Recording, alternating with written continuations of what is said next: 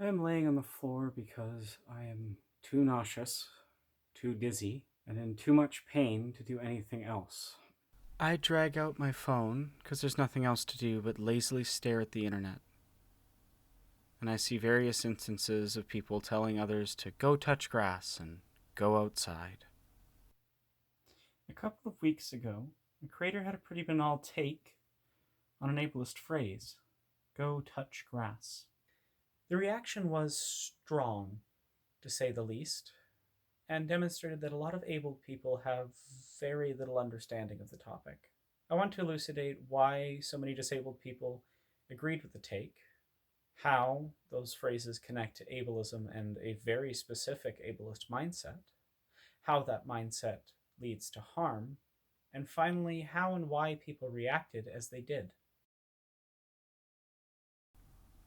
Society at large places a positive moral value in leaving the house. This moral judgment is inherently interrelated with the capitalist concept of the value in work and labor and capitalists' desire for power. Because of capitalists' obsession with power, the concept of losing control over the worker's space scares them. This is due to much of the power over the worker coming from the capitalist control of the commons. Capitalist propaganda places the workers' value in their productivity, so they pressure workers to view being in the workplace as being superior for productivity, and therefore related to self-worth. This means that workers who spend less time in the capitalist-controlled commons are viewed as having lower self-worth, and results in a wider mentality that relates leaving the house to greater moral value. If someone is working from home and has control over their commons, it's an affront to the capitalist power. While the goal of this rhetoric is pushing a desire for people to go to the workplace, it's delivered as being about leaving the house as well as wanting to be at the workplace. This results in disabled people who are incapable of engaging with the capitalist commons also being viewed as inherently lesser.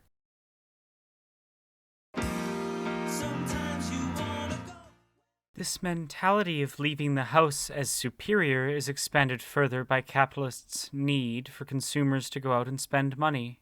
As such, advertising over the last century constantly pushed people to view going out to do things as a positive action.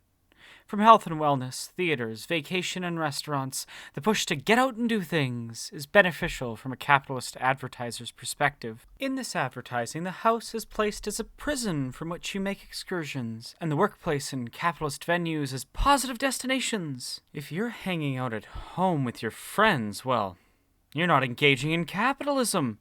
And according to advertisers, that's not engaging in community. They place the workplace and capitalist venues as you engaging in community positively. After all, everyone at Megacorp is your family. This is where phrases like shut-in and antisocial are used for people who mostly play games or do things at their house, even if it's with other people. Because engaging in community outside of capitalism is, in the capitalist mindset, no true communal engagement at all. Capitalists, for an incredibly long time, wanted you to view going out of the house as a positive action, a superior action, because you're more likely to spend money, more likely to view advertisements, at least before the internet, and they'll have more control of you and your work if it's done in their workspaces. While advertising continues to do this for specific products, it has become less pronounced due to the pandemic and the rise of online shopping over the past 2 decades. But the mentality was already built and being perpetuated beyond the advertising sphere many decades before that. As with many mindsets built by advertising and capitalist desires, its impact is not limited to its intended effect. Specific disabled people are going to have more difficulty or are at times incapable of leaving the house. The construction of moral value within leaving the house directly affects disabled people negatively throughout our life, because it places us as lesser due to our disability. We are judged based on perceptions that we are choosing to stay inside when this could not be further from the case. And that judgment appears and affects us in both interpersonal interactions and in institutional. Examples of interpersonal include, but are not limited to, abled friends being irritated at disabled friends for not going out to spend time with them often enough, placing moral judgment on the disabled friend for canceling when said disabled friend is too unwell to leave the house, judgments people make based on frequency of leaving the house, and the idea of remote jobs and working from home as not being real jobs, and the perception that the disabled person is choosing to stay home and using their disability as an excuse. Institutional instances that arise from this mentality are connected to the negative value placed in the concept of remote work, mandatory school attendance, and how disabled people can lose jobs if they don't come to work social events often enough. Growing up, there were years in elementary school where I missed over a third of the school year due to my chronic illness. A chronic illness I was on medication for and provably had. My peers, my school, and my teachers placed a lot of judgment on me and my parents for the perceived moral failing of not attending class enough. Despite my being incapable of attending class due to being sick with communicable diseases like strep throat caused by my malfunctioning immune system, or just my chronic illness symptoms acting up. This is not an uncommon experience. I have been called both a liar and lazy because of the perception that I was trying to stay home and that the desire to do so was morally incorrect, including from teachers.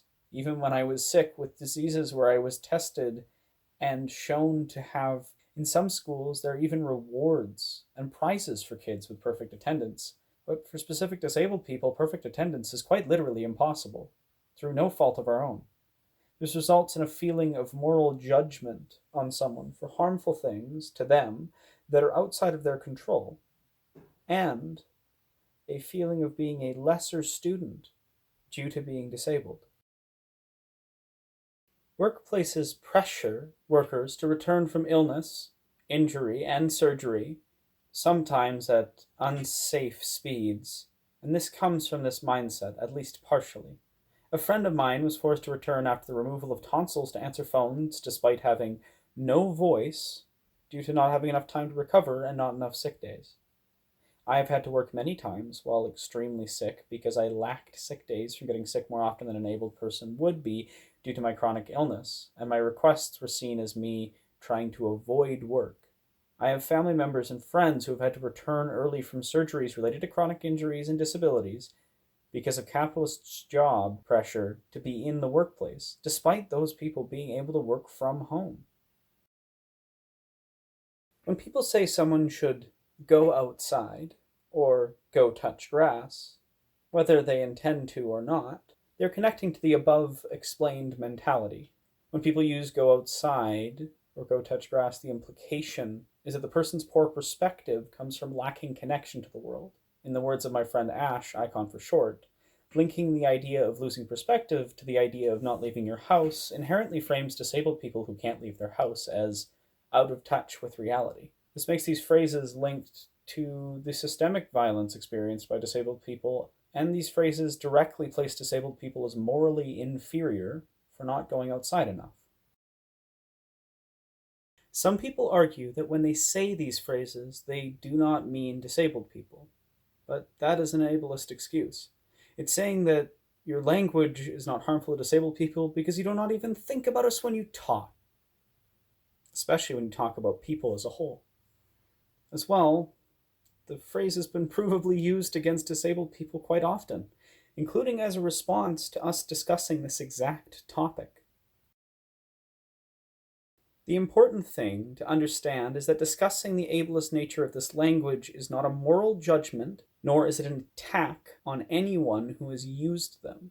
It's explaining how these statements are harmful to disabled people. Many people approach these discussions from a punitive liberal mindset. This results in a belief that when someone says doing X action is harmful, they are expressing a desire to punish those who have done X, not understanding that we are just wanting people to respect us as people by respecting us in their words and actions going forward. It is not a judgment, it is education. But the conflict in worldview results in. Because people with a punitive mindset believe they are being morally judged and that the judgment, if passed as negative, is done with the purpose of punishment, they feel the need to aggressively defend themselves and to decry the statements, rather than taking it as an opportunity to learn, grow, and better themselves as people and ensure you are not causing unintentional harm in the future. This is why the terms woke, scold, and cancel culture inevitably get brought up. The statements, they're ad hominems to discredit the argument as being made purely from a desire to punish. That falls apart when you actually start talking to us. I don't want to punish people. But what I would like is if able people listened to our experiences and treated us with more respect. Because frankly, it's very telling how many of you reacted to a pretty mild statement about ableism with a mass pile-on and fans harassing a creator at a ridiculous and disgusting rate. If you have a negative emotional reaction to a marginalized person explaining or calling out bigotry, maybe, instead of immediately reacting with those emotions, take a breather. Try and examine why you feel that way and actually listen to their perspective.